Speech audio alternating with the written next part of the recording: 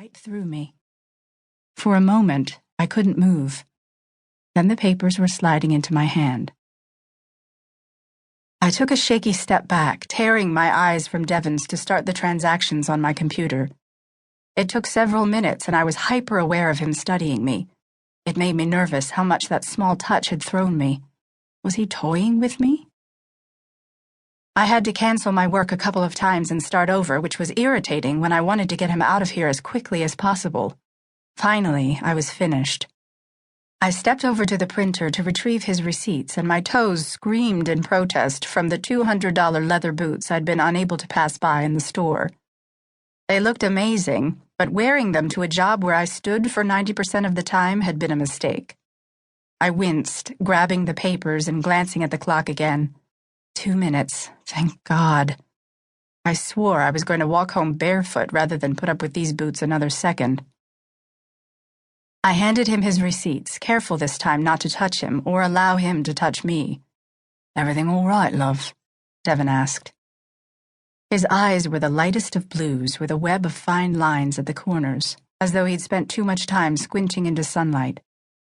Some might compare his eyes to an ocean or the sky. I likened them to ice. I forced a stiff smile, thinking, "Don't call me that." "I'm fine, thank you. Have a nice day." "Now leave," I silently commanded.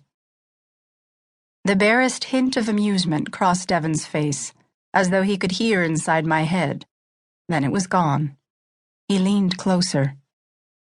"It's been a pleasure, Ivy," he said softly, the words polite and harmless, but edged in something too close to seduction. Devon had never before called me by name, though it was printed on the gold nameplate in front of my window. Ivy Mason, teller. I watched him as he walked across the lobby and out the door.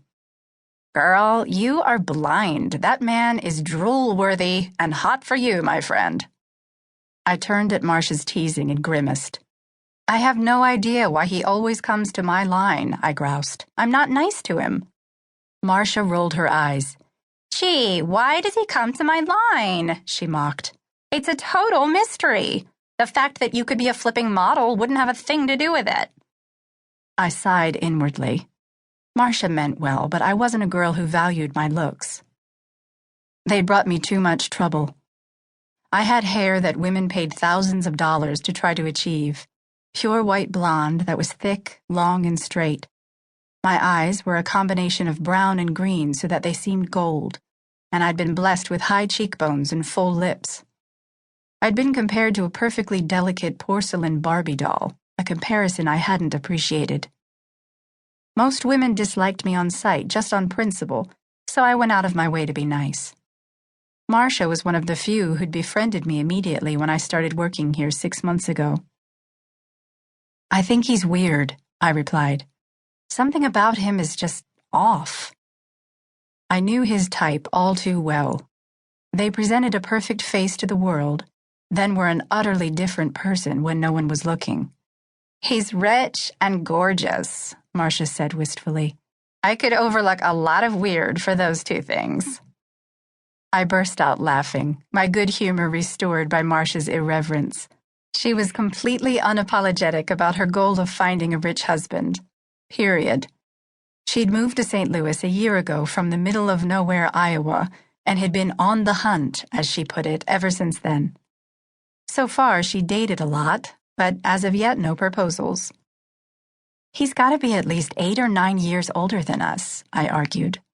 "An older man who knows what he's doing," she retorted, waggling her eyebrows suggestively.